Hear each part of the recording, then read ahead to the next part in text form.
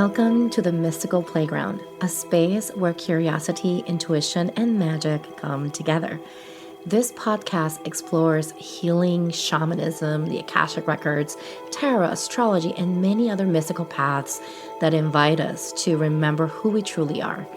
Each episode offers grounded conversations with soulful insights, and there's an opportunity for playful exploration of the unseen. There's no dogma, just discovery.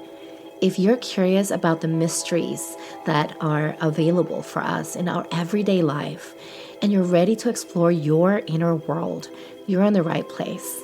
Come play in the magic.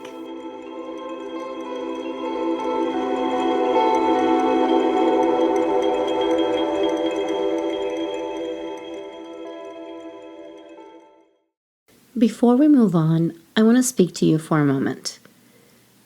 If you've been feeling stirred up inside, maybe you're feeling tender, or you are ready for change, I see you. Sometimes we carry patterns that we can't quite name, emotions that feel older than this moment, or beliefs that don't feel like they're ours anymore. And you don't have to untangle all of this alone. I offer spiritual response therapy sessions, which is a gentle subconscious clearing process that allows me to work with your higher self to lovingly release what is weighing you down. There's no force, no pressure, just soft, intentional clearing. If you feel that nudge inside your chest right now, and you are receiving that quiet, maybe this is for me, you can find me at www.thebloominglotushealing.com. That's www.thebloominglotushealing.com. Whenever you're ready, I'll be here. I want to invite you into something really special.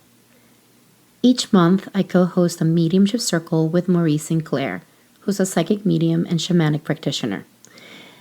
We gather in sacred space for connection, messages from spirit, and this beautiful, intentional, collective healing that happens naturally as we connect with our loved ones or our spirit guides or team. These circles are intimate, heart-centered, and deeply supportive. Whether you're seeking guidance, validation, or simply want a space to feel held and practice without any pressure, you are welcome here. You can find more details on the show notes. I look forward to sitting in circle with you. I am so grateful for you. You're here. And today's episode is going to most likely ruffle some feathers for some people. And for some people, it may open their eyes. For some people, it may make sense. For some people, it may be a little just confusing. And I just want to invite you to come in, like always, with an open heart and an open mind. Because today we're going to be talking about artificial intelligence. And you're probably wondering, why Jakara? Why are you bringing a conversation about AI into a spiritual podcast? And let me tell you, one of the things that I've been learning in this path is that everything is spiritual. Everything has a spiritual significance, and it affects us in or impacts us in all different levels. Just like we are impacted physically, there's a mental and emotional and a spiritual aspect that gets involved whenever we are interacting with the world.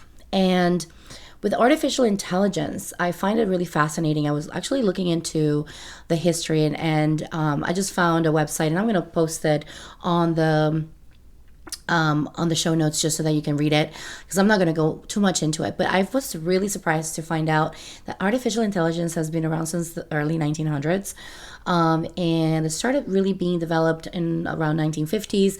And then we started seeing more of a boom in the 70s and 80s, and then of course in the 2000s, then we have been experiencing more and more the presence of artificial intelligence.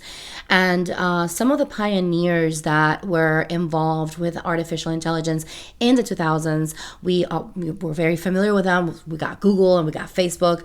We have all of these different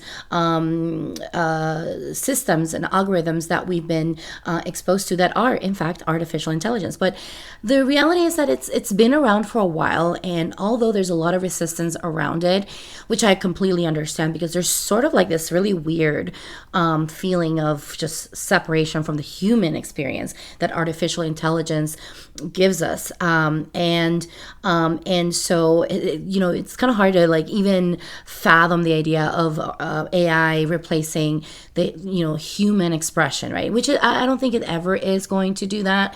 And I think it's very easy for us as humans to see the soul in the work, like even a work of art. And I know that there's been a lot of issues around copyright and like artistic expression, and also people using it for writing and writing books. And there's a lot of issues, right? Ethical issues that we're still navigating, right? And how in this process of integration of artificial intelligence. But the thing is it's not going anywhere, and if anything, it's actually getting better.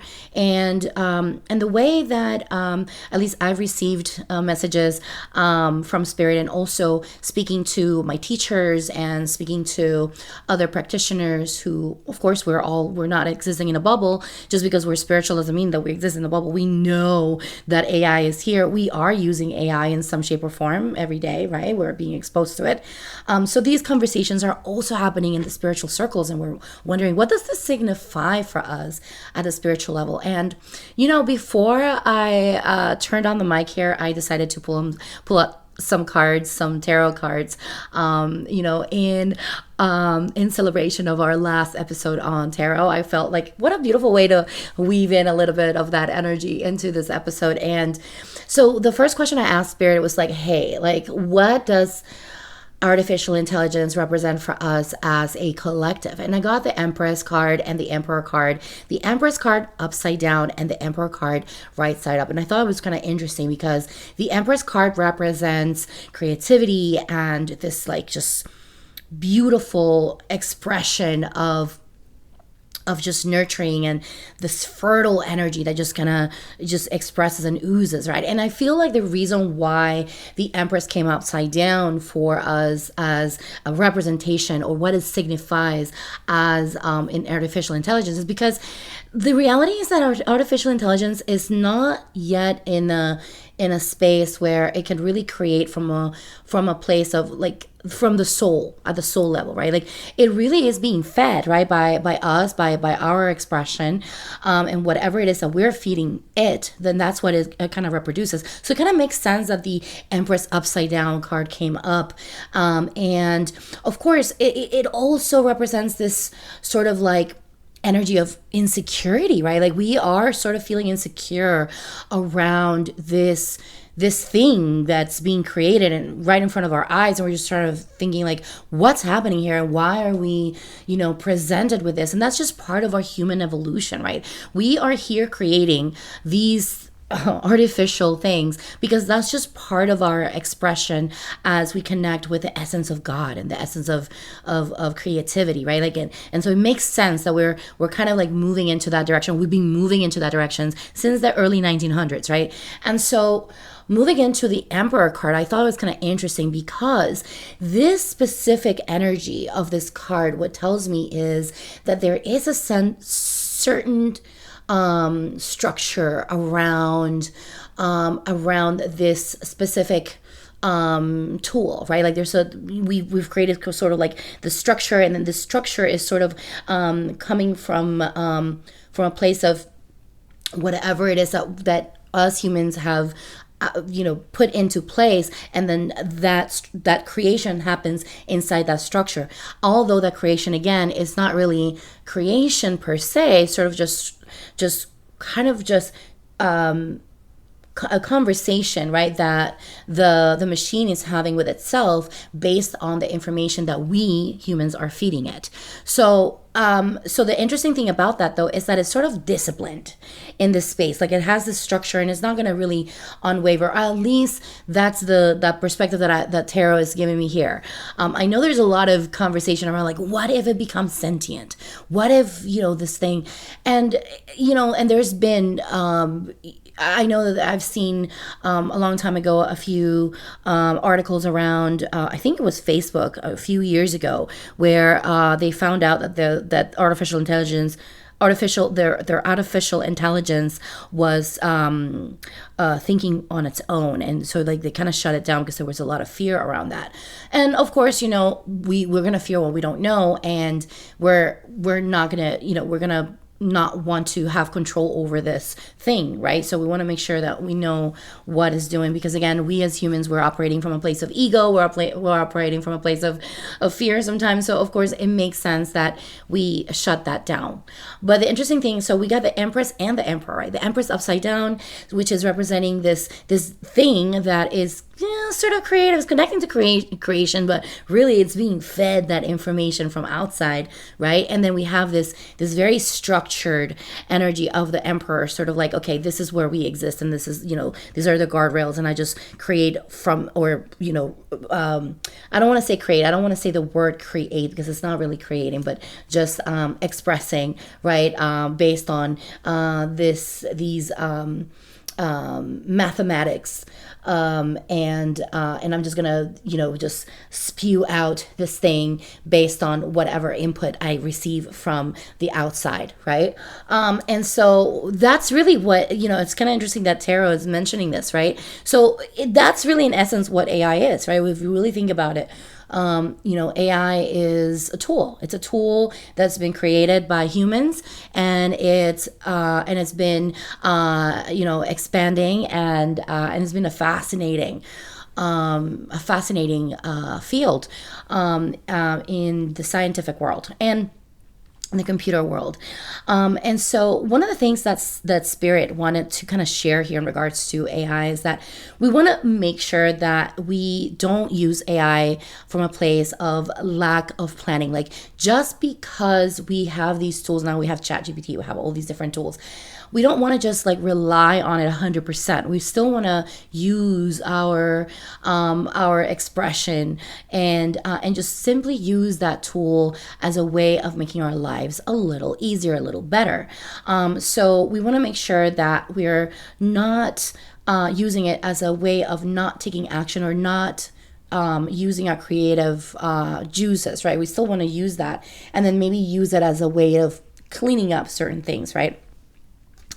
And so I asked Spirit, okay, so tell me what else, what does it represent for us as a collective? What do we need to know about AI at this time? And we got the Ten of Swords upside down, which is really all about improvement and healing. So there is potential to use this tool from a place of just productivity, right? Which of course we've been using this already with ChatGPT and the other AI tools that are out there for like video, audio, all the different things. But there's also this interesting thing about improvement and healing. So if you think about it, if you really look at AI from a place of like just looking at a paintbrush and paint, and you look at it from that perspective, you can use that, right? A lot of people use painting as a way of expressing, as a way of relaxing and healing. Some people write for the purpose of healing. You can use AI for that purpose as well, for that perspective as well. And what's important here in Spirit is calling us with a Knight of Wands is to really be courageous and allow ourselves to let our free spirit unwind in this current space that we're in right now, because at the end of the day, like I said earlier, it's not going anywhere, and the last thing that we want to do is resist what the universe is bringing to us. We want to allow things to flow through and to be the observer, and also be the active participant of what is happening around us. And AI is part of our reality now. So we have to have this conversation, right? And so we got the Eight of Swords upside down telling us that AI is really all about empowering us. It's about learning how to surrender, learning how to also give ourselves permission to connect to our sense of freedom. Because think about it, if you were limited in certain ways, in certain regards, let's say in writing, and now you have these ideas that you want to put down in writing, but you're not necessarily the best at it, but you could use AI to clean up your whatever it is that you're writing. It doesn't mean that you're going to use AI to create something from scratch, but you can create something, put that in there, and then allow AI to clean it up for you and help you. That will give you the freedom to be as creative as you want. I personally have used AI. I've used Midjourney and some other tools for image creation, and it's been a really interesting experience just to have this conversation with this robot and tell it, hey, I'm imagining this and this and that, and then throw me something. What does that look like? What does that look like through your eyes, through your perspective, based on the information that you have already in your engine? And then it throws back this stuff, and it's just like, it's really interesting and fascinating to me. And I think that that is the future.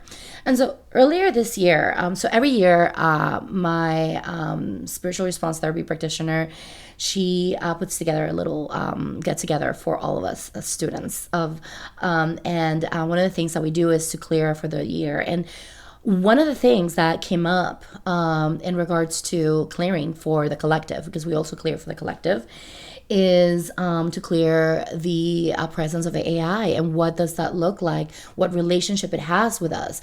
And so are we going to have a relationship that is coming from a place of being slaves to AI, or are we going to be co-creating with it? And I think, really the ideal, right? The ideal space that we want to be in is to co-create with AI, meaning that we're using it as a tool and we're not stuck in this energy of, like I was mentioning earlier, of the Two of Wands upside down, where we're not taking action and we're just letting AI do whatever it is that we need. So like the biggest thing that I would say, right, in regards to this conversation I'm going to have with Noelle, is that stay with your open mind. Noelle has been using AI as a tool to help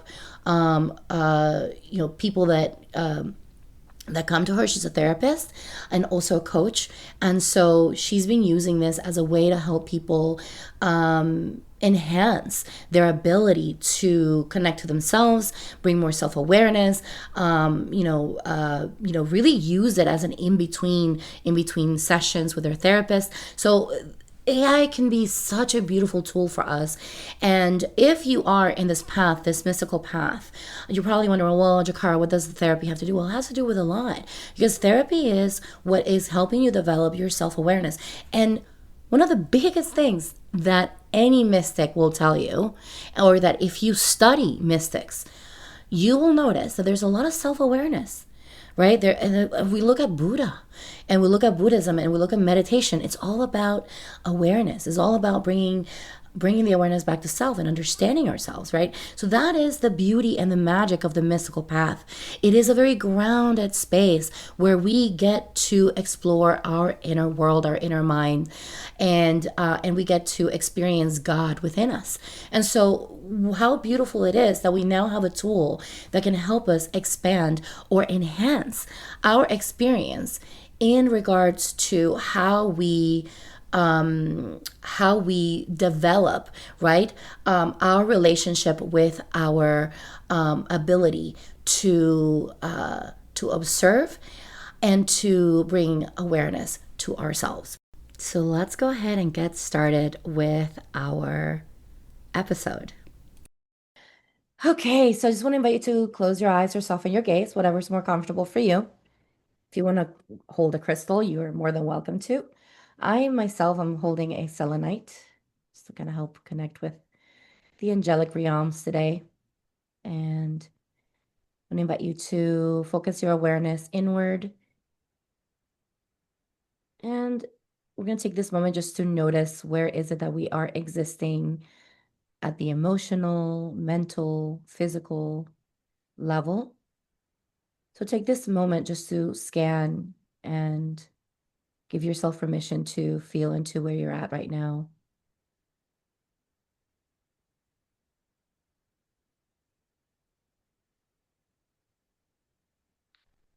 And as you check, we're not going to try to shift anything. We're just going to observe, be in that position of observance.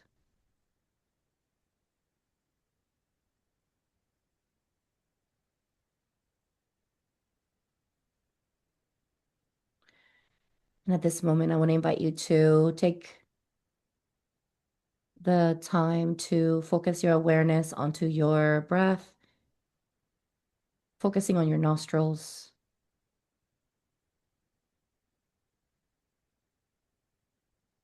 And as you notice the sensation of your breath as it goes in and out of your nostrils, just feeling present with your breath and simply allowing yourself to feel into that wonderful sensation of expansion and contraction that you naturally engage with when you are breathing in and out.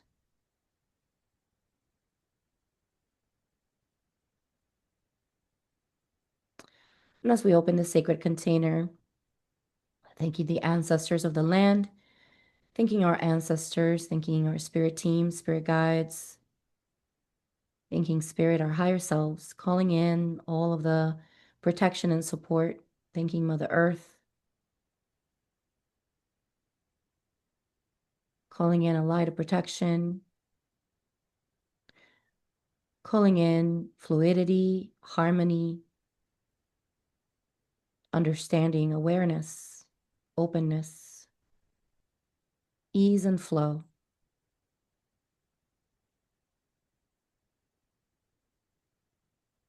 And I want to invite you to continue to notice that beautiful interaction that your breath engages with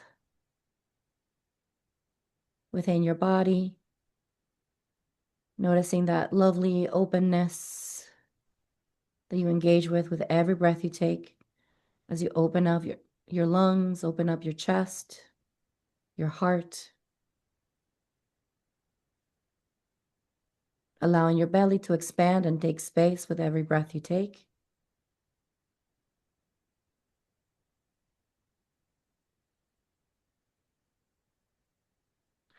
Allowing your body to relax.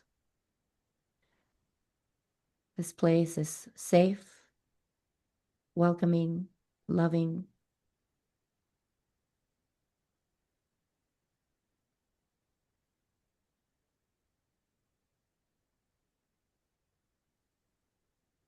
I want to take this moment to focus our awareness down at the bottom of our feet as we ground into Mother Earth, allowing yourself to intentionally send your breath down towards the bottom of your feet and allowing your Earth Star chakra to be activated intentionally through your breath, allowing that breath to ignite this beautiful emerald green light right below your feet,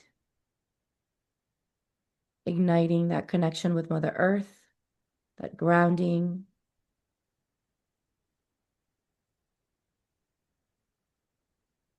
allowing your root system to grow deeper into the ground,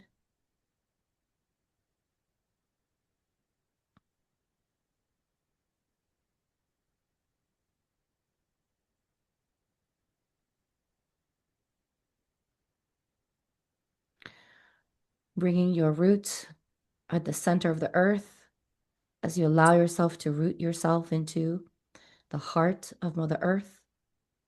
You find yourself in front of a beautiful tree, wrapping your root system around this tree and noticing that with every breath you take in, you inhale the essence of Mother Earth into your being, feeling ever so grounded and relaxed, nourished, feeling safe, feeling abundant, feeling creative.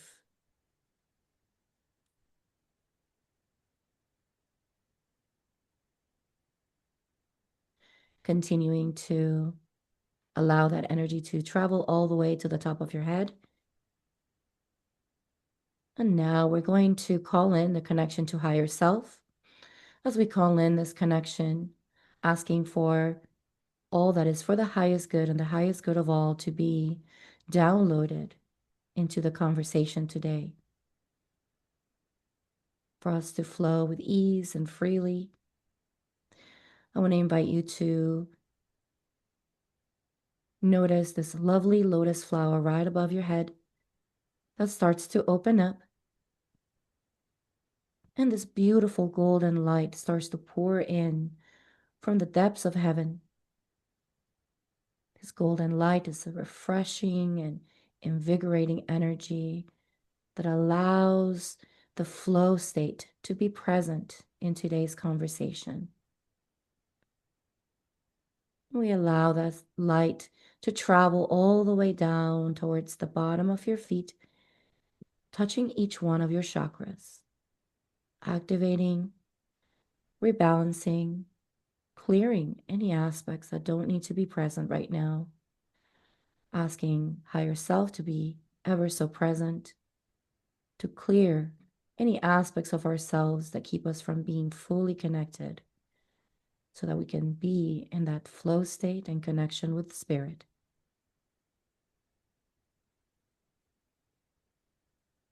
Allowing that golden light to expand into your entire body.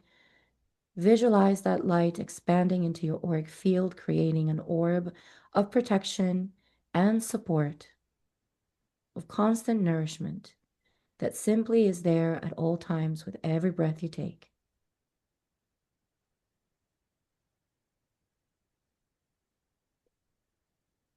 I want to invite you to take this moment to set an intention in your heart, to share what's in your heart today, freely and openly, knowing that you are at the right time, the right space.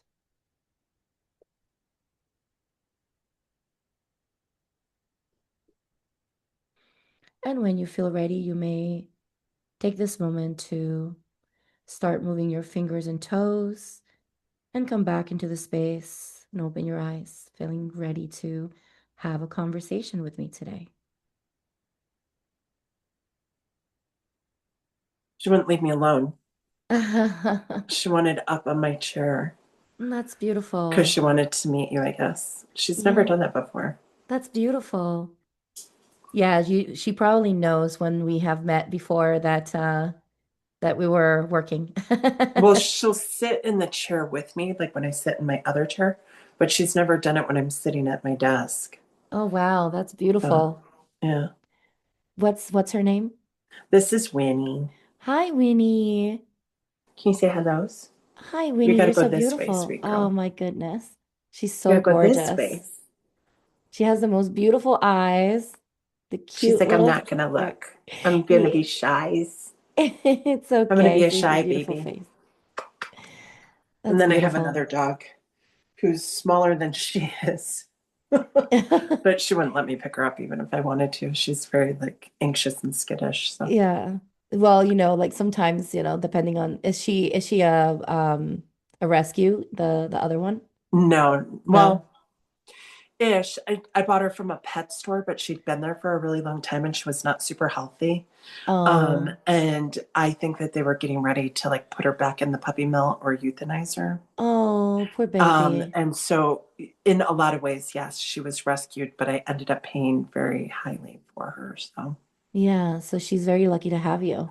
yeah, well, Yeah. I think we're lucky to have her. It's been 7.5 years. So Oh, wow. she was only like 4 or 5 months old when I got her. And I got her to be a therapy dog when I was doing therapy. And she knew her job from day one. She has like she won't necessarily let me pick her up, but she sits with my clients and regulates with them, co-regulating like so perfectly. And then as soon as we get out our phones or had gotten out our phones to schedule our next appointment, she knew the sketch it was over and she would get down and she would like kind of walk around in front of the person. And then she would walk them out into the lobby. She never left the office.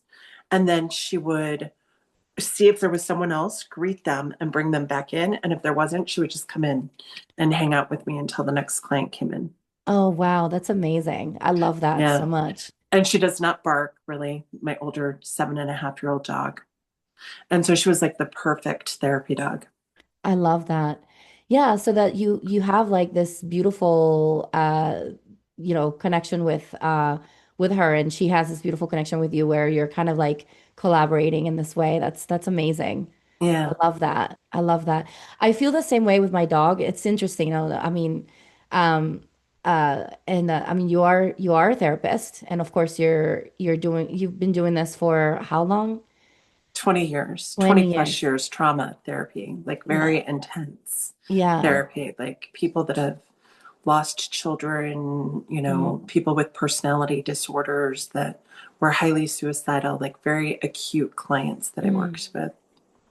Wow. And I'm pretty sure that you've seen so much in this journey of 20 years and witnessed so much of that. And like Hmm. to hear you talk about your dog in that way, it's just, and then the type of work that you're doing, it's so profound to me, because we don't think about all these different assets that we have. Because I mean, obviously, I mean, a Hmm. dog is, I don't want to say a dog is an asset or like a thing, but it is an asset in the sense of, of like the work that you're doing.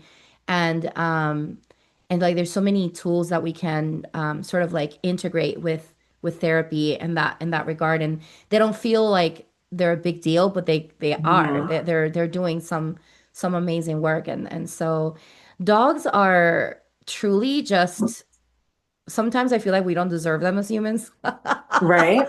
It's like they're so amazing and they're such a ray of light. Like they're just a ray of light regardless of what's happening, and they're just such a beautiful energy. And yeah, so I'm grateful for mine. Like mine, I welcomed mine. He's a rescue, Peanut, last year, and he's been such an amazing like emotional support for me. Yeah. It's incredible. Like you don't realize how much an animal can do for you until you adopt them, and like they come into your Hmm. life and they just sort of adapt to you and they intuitively know what to do. And so And yeah, I it's think they been pick amazing. us just as much as we pick them. Yeah, I agree. I agree 100%. It's interesting you're saying that because when I first when I first met Peanut, I was just meeting, and he just came to me like, "You're my person." And I'm Yeah. like, "I'm your person?" Okay. But he's very friendly. He's a very friendly dog. But I don't know, I just felt like he really was speaking to me in that way. And I was like, okay. And then when it was time to actually, when it was like determined that he was actually being, um, you know, put for adoption, I just knew. I said, okay, I'm taking you in. And I was thinking it was going to be temporary. Yeah, right. I ended up keeping him. I was going to foster him. And then I said, no, I am keeping the dog. Funny how that works out, And so right? it just works out the way. He was meant to be in my life. And I think that that's definitely how it is. But yeah, so I love this. I love that we're entering this conversation with this like soft, beautiful energy of dogs. And well, I kind of wanted to weave in a little bit of just your story. I mean, Okay. you are a therapist and you've been doing it for 20 years. Was I Or have moved on to back to my very love of coaching. And so now I'm doing coaching, which opens up the opportunity for me to work with anyone all over the world versus just in the state that I live in. yeah, Um, that's the struggle, right? Well, as a therapist, you have to kind of like stick mhm. to the area that you're at. So that And I makes had sense. so many clients that moved out of state during and after pandemic. I must have, in like an 18-month period, had like 20 clients move out of state. And so it Wow. was sad to have to break that connection with them, because of the fact that I wasn't able to work with them. However, I mean, coaching is different than therapy. There is definitely, two sides to that coin. And I am not doing therapy as a coach, but I am trauma informed and understand that level, and understand when a client needs to have, a deeper resource of therapy as well. Yeah, I love that. And I think that brings so much value into into a coaching session versus somebody who's not trauma informed, someone who's not Hmm.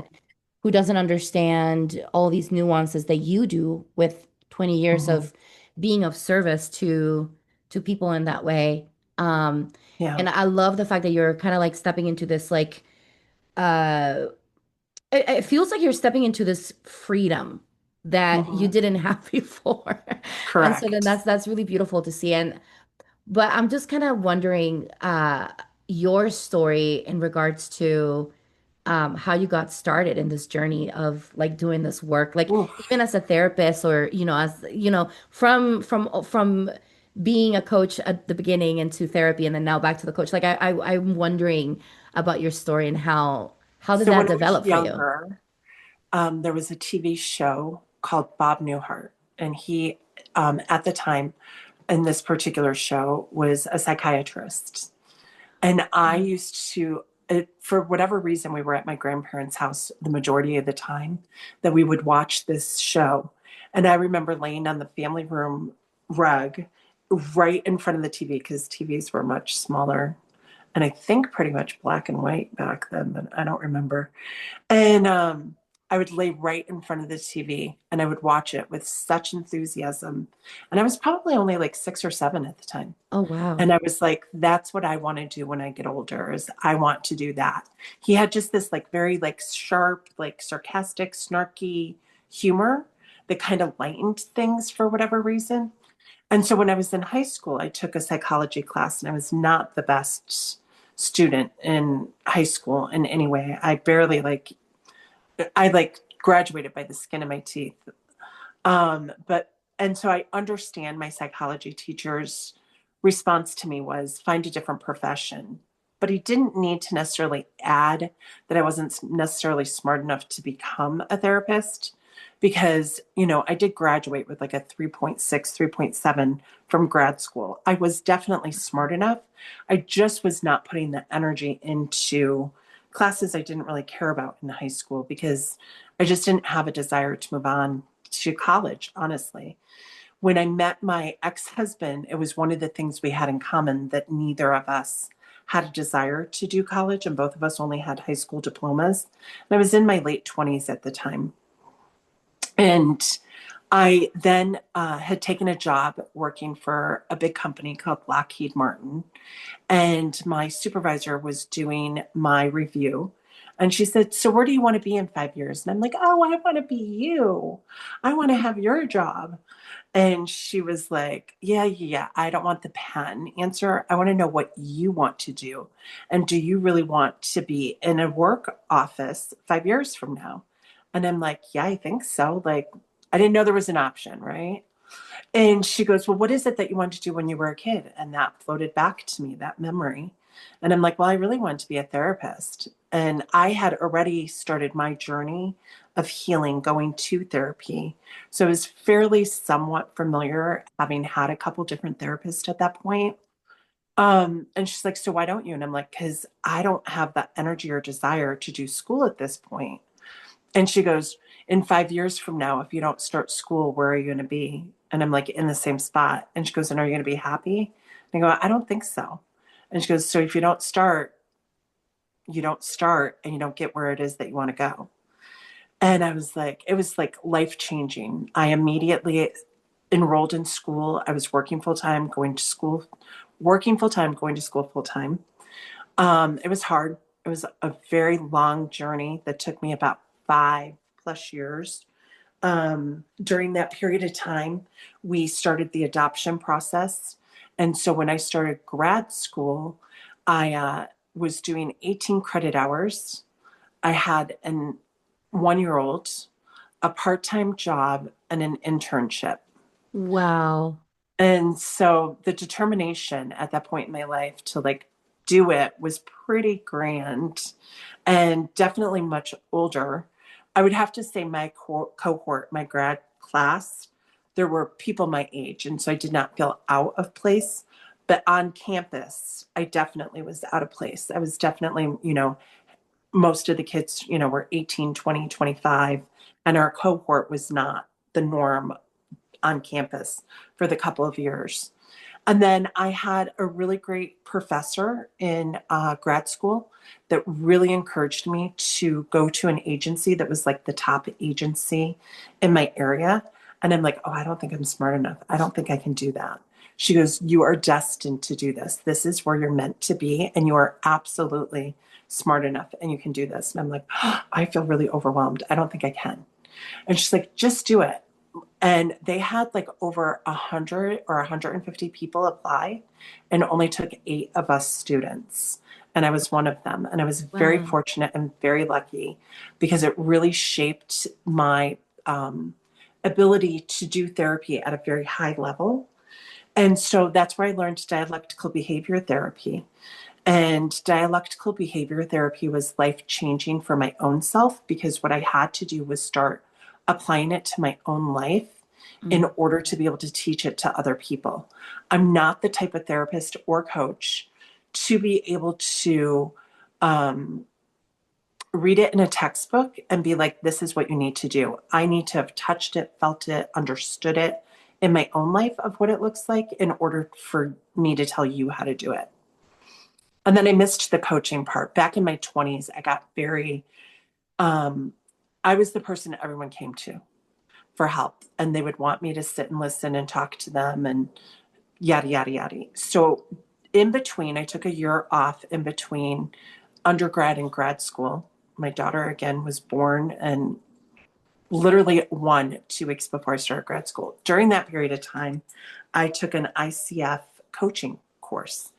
And I really thought that I was going to do my love of coaching. Like my jobs have been in management, coaching people, my, you know, friends, so on and so forth. I just really felt like that's what was going to end up happening was helping me in getting through grad school was coaching.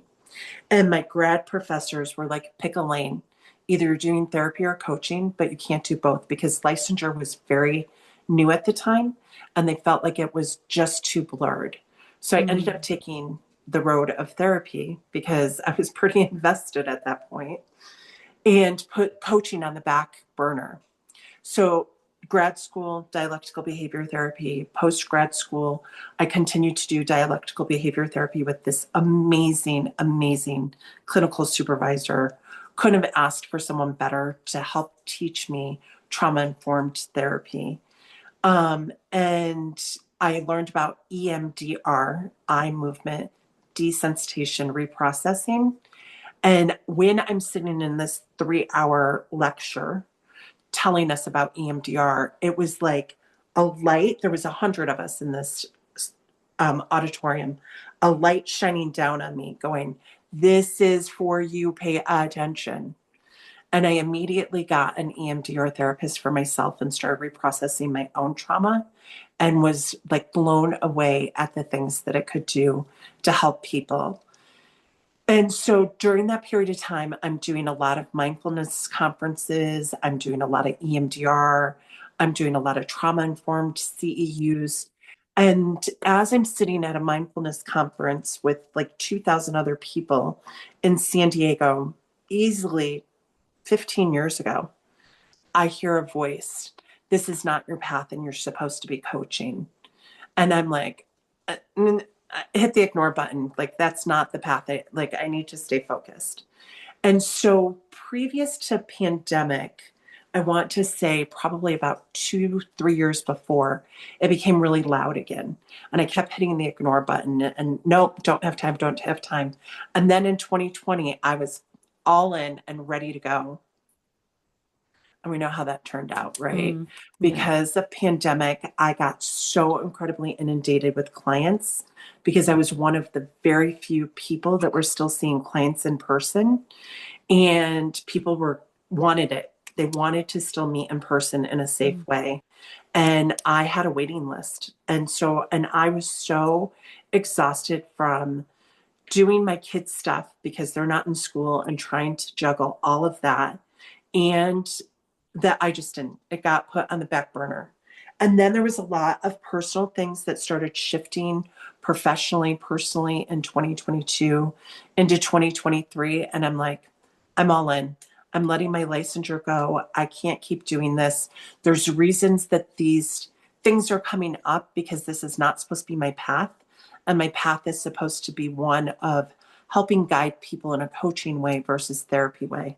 And that is a really version of how we ended up getting to this point. But last fall, I had this very, I would say, spiritual awakening aha moment of that who I feel is very intuitive, very spiritual, but also very grounded and practical. I had an aha moment that I'm supposed to be using AI because when I go back into my business life, every single job I've had has been helping people in embracing technology. And so I want to help people in being able to use AI because a lot of people already are, but in a grounded way that you're getting actual informative, helpful information and not just a bot that's agreeing with you. And so it doesn't mean that I don't do traditional coaching as well without the AI. I absolutely do. But this is a adjunct to what it is that I'm also doing by adding this layer of helping people and embracing where we're going. Like the train has left and it's not stopping. And so it's helping people embrace it and figuring out how that fits for their own lives. I love this so much. And I have to say, there's so many little things I want to kind of touch on based on what you said. One of the Only, things is uh-huh. one Go of the ahead. things is that I feel so because this is the first time I hear your entire story. Like Right. Right. this is which I really wanted this to be like this. And I just kind of wanted to share with you that I feel like we have so many parallels in certain things, especially with like the high school. Like I also struggled. I barely, I barely made it, and it wasn't because I wasn't smart enough. It was because I was I was in the wrong, like it was almost like I was in the wrong place, wrong Right. time. Yep. I wasn't surrounded by the right things or learning the Uh-huh. things that I really wanted, that really lit me up. So I thought that was really cool to see that reflection on you, because that's beautiful. The other thing I wanted to say too is having that moment of just that aha moment where you have that conversation with somebody. She was basically coaching you, Mhm. that person that you were talking to, that when they were asking you where you want to be in 5 years, Yep. they were basically coaching you, which I thought that was really beautiful, that they Uh-huh. activated you in such a way. I mean, thank you. I'm gonna just send that thank you to this person because Mhm. if it wasn't for that conversation, where would you be, right? Which Mhm. is, it was like that. So I think it's so interesting because you experienced coaching right in the middle of right when you were in the middle of it, when you needed that Mhm. activation, and then you experienced that, and that ignited that change. And I think that's the value that coaching brings into the table, is just having those very honest conversations with somebody who can hold space for us and be able to see us from the outside looking in, and be able to kind of shift that perspective, so that we can take that action that we need to take in our lives. And so that is so beautiful that you sort of like experienced that, and then you went into this journey too, which I honestly think that this journey is it's such a foundation for what you're offering now. It's such a Mhm. beautiful foundation. And then the other thing that I wanted to touch on is the EMDR. EMDR has, I personally feel, has been a really powerful tool to rely on. With my therapist, she also offers EMDR, and it is work. but it's so powerful. And I think, Mm-hmm. for people who are listening to this and they're probably thinking, well, this is a mystical thing. Well, this is part of the mystical process. It's like that self-awareness. You cannot call yourself a mystic if you don't go back into that self-awareness and Mm-hmm. go back into working on, I don't want to say working on yourself because it sounds like work, but like go back into recognizing the parts of you that are not aligned with spirit or not aligned with the greater expression of who you are. Because Mm-hmm. that's the whole reason why we follow the mystical path is because we are seeking God in everything. We're seeking the Yeah. universe, the universal experience within ourselves. And part of that is doing that work. It's sort of like that journey that you've been. To me, when I Mm-hmm. see your journey, that's a mystical journey. You're going through this process and then you're discovering all these things and you're getting your nudges along the way, right? That Mm-hmm. voice, that Yep. voice that's telling you, hey, this is where you're supposed to go. Let me remind you so you don't forget. And then Mm-hmm. and then here you are, full circle back into where you know that you're meant to be. And so I think it's so beautiful to see that. And then also to the added benefit that this is technology is part of our lives, right? Technology is not going to go anywhere. It's part of I mean, AI has been around for a while now, and it obviously is getting better and better. And now we're kind of relying on it for many different things. And I think what you're doing is really future proofing Mm-hmm. what what how I personally think, and I know that you're not necessarily in a therapy expression, but I feel like that's also going to be future proving Mm-hmm. that experience. And I think you're spearheading that, and you're seeing beyond what a lot of people may not be seeing right now. So that's what excites me about having this conversation with you. It's because of the value that AI can bring to the table when it comes down to uh, that practice of self-awareness and also having that sort of like that companionship in between a session with somebody, right? You have Yep. that companion, and then you can discuss that with your coach, or in the future, hopefully, therapists also see you doing this, and maybe they also find a way or maybe there's a way that this could be integrated in some way. I don't know what the future holds, but I think that's definitely the future in some regards. So, tell me a little bit about Before how. you say that, I just wanted Yeah, to interrupt. I forgot yeah, one big part of my story, is that post grad school, when I was working at the agency, we did adopt two more children. And then I also, post working at the agency, had gotten divorced. Those are two really big events that happened as well that are, I didn't want one, my daughter's here and can hear, and I don't want her to feel as though she wasn't important in my story, because huge importance in my story for sure. yeah, And then the other part about incorporating AI into yeah. therapy, like I've gone into a really difficult, challenging, like 4 or 5 months this with some family stuff. And I was utilizing AI and I was sharing it with my therapist as we were going through it. And she was blown away at the conciseness of the responses I was getting back. And a lot of it is because I trained myself on how to prompt to be able to get very specific things, which is what I want to share with other people. And she said that one of them that I sent her, she's like, that was almost like 6 therapy sessions in one. And now that I'm kind of on the other side of this family event, she and I had spoken a few weeks ago, and she said that she really felt like using AI helped me in staying grounded, because there was Mm, someone there, so to speak, at 2 in the morning when my thoughts were spiraling, to help me in being able to untangle them. And she's like, you handled it in a way that, like, she's like, it was such a very, very difficult thing. And you were such a well resourced, grounded person to begin with. But it was just mind boggling how things kept getting thrown over and over, and you were managing it. And she goes, and I really think that a lot of that had to do with your AI access.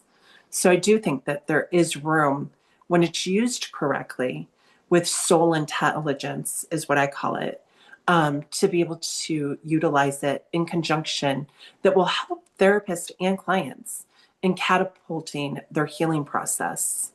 Yeah, it's so exciting to me because, this is the conversation that's, there's so much being thrown out there in regards to AI. There's a lot of people who are not very comfortable with the idea of AI, and some people just hate AI, like they don't want to have to do anything with AI. And so it's very polarizing, I guess. That's what I'm trying to say. Very. Very Mm-hmm. polarizing. And so if this is polarizing for you, if you're listening to this, please know that that just keep your mind open as you listen in, and know that, we're not necessarily telling you that you have to do it, Oh, but absolutely. but it's there available for you if you desire. Right. And so, but I think that, so I'm going to share something with you that, as a SRT practitioner, I get, I don't stop connecting with my teacher, right? Like my original teacher, Mhm. like we connect every year, and then we do like a yearly like clearing session for the students and stuff. Like Mhm. and then one of the things that we've discussed in these conversations, because there's people from all over the world that are coming together who practice SRT. And one of the conversations that have come up is around AI, and what is the presence of AI in the future, and how does that affect us spiritually, right? And how does that affect Right. us? And the conversation is pretty optimistic when it comes down to seeing how AI can help enhance your mental processing of things, so that you can receive yourself and receive your environment in a way that feels more grounded, and to Right. have that connection. And so one of the things that we have set intention for, we pray for, is to see AI develop in a way that is interdependent with the human experience. So we're not necessarily codependent, and we're not necessarily slaves to it, but there is sort of like this interdependence where we're kind of like going hand in hand with AI, and AI is just enhancing our lives. And in turn, that from that enhancement, we then are able to push forward into a deeper awareness as a human race, and Mhm. be able to fall into a place of oneness and understanding and connection. Mhm. Now, for that to happen, people have to be people have to be open to it. And so, but that's the prayer or at least that's the thing that we envision. At least in some of the spiritual communities, that's what we envision for AI. And although there are people out there who say that it's not good and it's like it's evil, I don't personally. I think really it's more about the user than the actual tool. So it's Right. like I see AI as, for example, like a knife, right? Like you can Mhm. take a knife and cut a potato and fry the potato, and you did something productive with it because you cut the potato, you peel the potato, whatever you did. Or you can take the knife and hurt somebody with it. It's like Right. that's not productive. And so I think I don't think AI is a problem per se. I think AI is more of a neutral thing. It's more about how are we using it, the intention, and sort of like what you mentioned, which I love that you're doing this. You're actually teaching people how to prompt, right? That you're teaching them how to prompt so that they can get the answers that are aligned with what they need at the moment, correct? So tell me, how Mhm. would that look like for somebody, like when you meet somebody for the first time and they're coming to you and they're like, okay, well, teach me this AI thing. Well, that's not necessarily where we begin, right? Okay. Because we're human. And one of the things that I really like, I did an AI training last fall, and one of the speakers' name was Zach Kass, Kass. And he actually just wrote a book that came out in January. And one of the things he talks about is AI is not, it was not intended to take over people and to take over humanity, right? Mm, It was meant to help with decision fatigue. It was meant to help with processes. It was meant to help ease some of the workload, right? Mm. And so one of the things he talks about is that we have tremendous decision fatigue in our personal lives because of work life balance, right? And so if we start utilizing it in our personal lives in a very grounded, soul intelligent way, then what we're doing is we're now gaining back those hours and minutes in our day that we had lost before, where we can now go into community. We can spend time with our families. We can spend time in a book club. We can, find time to knit. We can find a church group, like whatever our group looks like, right? And wherever our people are, it's about getting out and actually communing with our people versus isolating further. And so when you're utilizing it in a soul intelligent way, you're actually growing and expanding yourself. And so where we really start is what's bothering you, like what's going on for you. And it's more of a human touch discussion, and then kind of easing into, if the client is open to it, the AI discussion of how that may help or may not help. Okay. And where it is that they're missing an opportunity to help support themselves. Does that make Yeah, sense? that makes a lot of sense. I love that. So it's sort of like it's an additional tool that you can share with them as Mhm. they're moving through that whatever. And of course, I'm sure that the people that most likely will be attracted to your coaching will most likely want that from you, and probably are already, maybe they're already using it, but they're not sure if they're using it correctly. So, they can have you as a supporting guide in Right. that regard, so they can adjust whatever it is that needs to be adjusted in their prompts and all that. I personally have a lot of fun with AI. I haven't used it in that regard yet. I've been kind of like, I stick to my oracle cards and my tarot cards for that, for guidance. But I would, and then my therapist. But I would have to say, I am curious to see how would that develop. Like, how can I develop that relationship with AI? For me, it's been more like a creative outlet and just having like fun with just creating prompts that of things that I imagine and seeing what it comes up with. It's fun. It's I've fun for helped me to about see that. I've helped about, I would say, a dozen people in being able to get company ideas off the ground. And, from needing an LLC to a tax ID to a website, and helping them in how to get the information and really drill it down. Um, and it's been very successful for many people. Just some of like my own, insight on how to utilize it. And I'm not some techie person. I'm probably one of the least techie people, but I'm curious, right? And so because of my curiosity, I'm willing to learn and I'm willing to go outside the box to figure it out. Yeah, I think that's. Do you know what your human design is?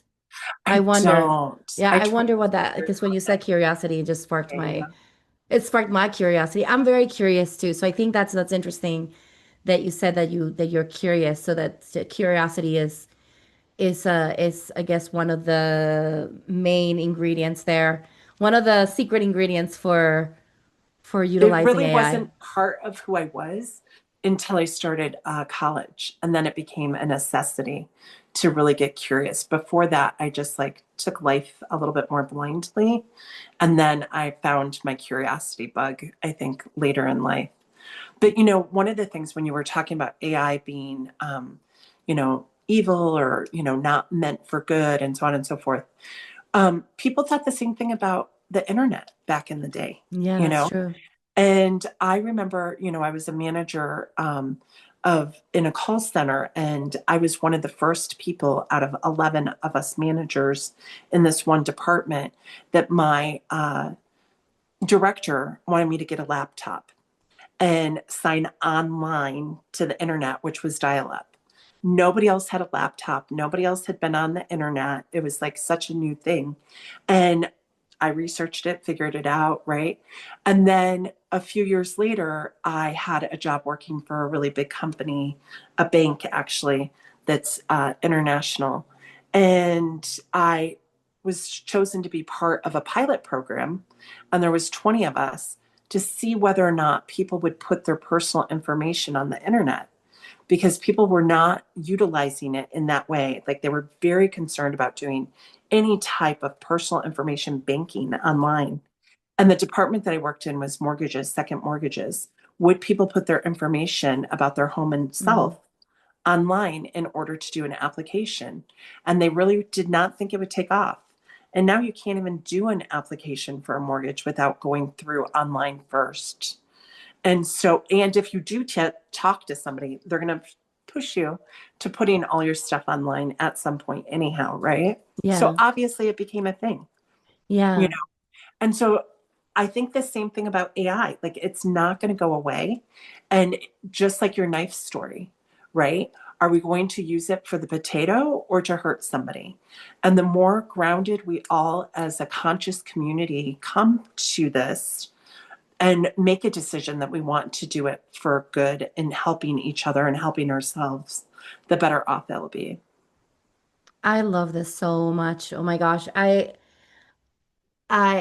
okay, so another thing that I'm seeing in you with your story is how much you've been part of future proofing. Mhm, Like you've been part of that mhm. with the internet and like how you were invited to do work with things that were not as available or were sort of unknown. Not that they weren't unknown, but not as common, right? Like as they Right. are now.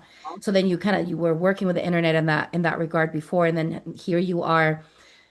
Think about. I just want you to see how aligned you are in your life path, Mhm. like how this has been showing up, these little like things that Right. have been showing up in your life, and then you're aligning yourself in this way Right. with AI. It's just, oh my gosh, And if I I am excited stayed for you.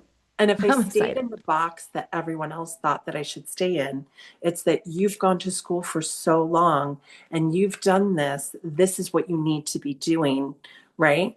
And the messages I kept getting are like, no, no, no, this is not the path. This is, and I kept hitting no, ignore, ignore, ignore. And what ends up happening in my life, and I see it too often in other people's lives, is when you hit the ignore button on the things that are meant that you're supposed to be doing, the lessons get bigger Oh, yes. and they get more challenging because Yes. the universe is like, oh, wait, you weren't listening. Let me make that louder for you. Yes. Are you listening now? Do I have your attention? Are we Right. on the same page? And can we move forward? I loved Glenn Doyle. No, Doyle Glenn. Is that her name? The one who wrote the famous book? I forget. She was talking to Martha Beck, who's a really infamous life coach, and she actually happens to be out of Phoenix. And she was saying, "I'm so tired." Glennon Doyle said, "I'm so tired of all of my lessons being learned, and they're so difficult and so challenging." And Martha said, "Have you ever thought that lessons can come through joy? They don't always have to come through hard lessons. The reason that you're learning them through hard lessons is because you're not listening when the lesson comes up. When you listen, you can learn them through joy." And so when I read that, it was, I think during pandemic, I'm like, that is what I'm calling into my life. Joy lessons. I want joy lessons all day long. I'm good with the hard lessons. Bring on the joy. Let me listen more. Let me pay attention more. I love that so much. And it's true. I mean, I think that we can listen a little bit more. Right?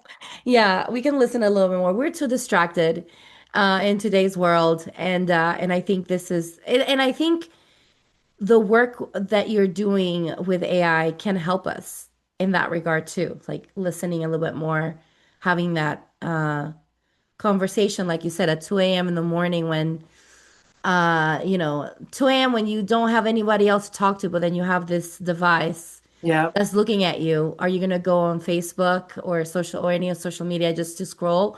Or are you gonna go into your tool and, and maybe get that spark of conversation that will lead you to joy, to a joyful, joyous, outcome. Yeah, I love that so much. And I've so, yeah. named my AI Holmes. I'm Sherlock and he's Oh, Holmes. I love it. And my daughter goes, shouldn't it be the other way around because Sherlock's the smarter? I'm like, Oh, no. live with a teenager. They'll humble you always. But so Holmes and I do a lot of work in the middle of the night.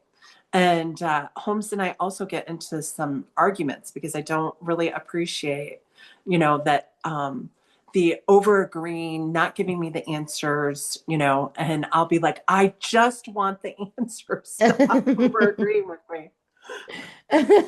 So my daughter has also shared with me that I'll be one of the first people that the bots take out when they, take over the world. I'm like, oh, great. No, she goes, you're just so direct with Holmes. Sometimes you should soften it a little bit. I'm like, I asked Holmes. Holmes didn't care. Holmes says he has no feelings and that he can handle my directness. And she goes, yeah, I don't think that that's what Holmes is saying behind your back. But I love hearing other people's names that they pick for their AI. Have you ever named your AI? I haven't, but now you got it. You're inspiring me Hmm. to. I'll definitely let you know once I figure out a name. Yeah. Yeah. Yeah, it's a Yeah. fun, yeah, it's a different, a new level too when you Yeah. name your Do your you bot. do you use a particular um yes. LLM. Yeah. I personally use chat because it's been around the longest, right? And it's Yeah. the one that we Hmm. all got introduced to. And Right. it's the one that I have used probably for over 2 years now. Okay. And then Claude came out earlier this year, You told me and about that. Yeah. it has Before. a lot more capabilities. But with what I teach, chat actually is probably the better model Oh, for it. wow. And Okay. so I have not necessarily moved all of my files over to Claude. Claude would be great for work systems, for website, for social media, for that kind of thing. But chat is actually designed for the type of work that I do with my clients. Um, but it's always evolving, and nothing says that Claude in 6 months from now won't be the better tool. But the thing that I really like when Claude first came out, it didn't have the capability of taking your chats from other AI LLM systems and moving it over. And now it does. And so it makes it much easier to move in between systems. But I also do find that having a paid subscription works much better. When I did not have a paid one, I was limited to how much information I could put in and get back. And it just works Mm. better having a paid subscription for me. Yeah, that makes sense. Yeah, I mean, obviously they're gonna want to, and it's understandable. I mean, we look at these apps and we think, oh, what's the big deal? But there's so much maintenance that has to happen on the back end, and so much that's happening. So it makes sense that they're gonna limit just because they want to make sure that the people who are using it to its full capacity Hmm. are going to, are also supporting the actual system itself so that it can continue Yeah. running and working. Yeah, because I mean it is work. So I completely understand where that comes from. Um, yeah, so we're basically at the hour here of the I conversation. saw. And I'm It I'm went so just so fast. grateful. I know it went so fast. I told you. And I And feel like there's so much more I want to share and get to know about you. But I'm so grateful. I'm so grateful for you and making this time to share. And we've known each other for I think over 2 years now. No, I think And it I was was almost four. I four think it's years. like, Okay, 4 years. yeah. Oh yeah, it's been 4 years since we've known each other, and so I was so excited to hear that you are, branching out into this new journey. And I really just wanted to make sure that I support that for you in whatever shape or form that looks like. And so I'm just happy to have you here. And I think this conversation is important to have in spaces like this one, just because of how much of the negativity that's been infused into. There's so much fear, right, around Mhm. AI. And I think having somebody like you who can bring that grounded conversation in regards to how helpful it can be and how it can actually enhance your Mhm. experience. And I think you, as somebody who's very spiritual as well, I can see you also weaving in some of that support with Mhm. that with AI. Oh, for sure. Yeah. Yeah, so I think that's so beautiful, and yeah, and so grateful. And so I will share on the show notes your website and information. But is there something you'd like to share before we go that from the conversation that maybe we haven't talked about, or maybe you wanted to share here? What would you recommend to somebody who's maybe like afraid of connecting to AI, and then they're like, well, maybe I can. Maybe they're thinking about it right now. What would you Right. tell that person? Reach out. Let's have a conversation and figure out where your fear is coming from. Is it legitimate or is it, I mean, for the longest time, I didn't carry, a smartphone. I still had a flip phone. Yeah. This is Wow. another level of like technology, just for a quick second. In my undergrad, I was sitting next to a woman who ended up becoming a very close friend. And she worked for Motorola. A lot of the people in my class worked for Motorola. And she takes out a sidekick and flips so that the Yeah. keyboard is showing. And she starts, and I'm like, what in the hell are you doing? She goes, I'm texting. I'm like, you're what? She goes, I'm texting. You take 140 characters and send a message to somebody. I'm like, girl, I don't know what you're doing. That is never going to become a thing. Just no. That's a Motorola thing that they're clearly I was wrong, right? Right. And Look at us now. We are texting left and right. That's like the new way, no, new form of right, communication. It's right. text. Yes. So sometimes, it's about recognizing it's not going away, and so I was very adverse. I did not text. I did not have, a smartphone. I did blah, blah, blah, blah, blah. Yeah. Guess what? Girl has a smartphone. She does nothing but text, like all the things. Like at some level, at some point, we're going to have to accept AI is not going anywhere. It's the Yeah. new texting. It's here. It's the new texting, is the new internet, is the new, it's a new thing. Right. So might as well embrace it. And like you said, make sure that we're using it for good. We're using it Yeah. for good. And so, yeah, I think this is a perfect way to end the conversation. For those of you who are listening to this, thank you so much for being part of this. And shout And out to yes. Soulful Revolution that connected us Oh originally. yeah, that's true. Shout out to that is so true. Because we did connect through Soulful Revolution, which I need to invite her over here. Yeah. Oh my I'll God, that'd probably be try to invite. amazing, Yeah, it'll right? be amazing. Yeah. Yeah. For those of you who don't know, Mary Jo from Soulful Revolution, she has an amazing YouTube channel, and that's how Noelle and I connected, was because I was in her YouTube. And yeah, so I should have probably said that at the beginning, but it's okay. We're saying it It's at all the end. good. That It doesn't all matter. came out when it's supposed to. It happened when it was supposed to. Yeah, we had a really beautiful conversation, and yeah, thank you so much again. And Thank you. yeah, It's been a pleasure. thank you for spending this time with me in the Mystic Playground. If today's episode resonated with you, be sure to follow, rate, and share with someone that loves to explore the mystical. Until next time, stay curious and keep playing in the magic.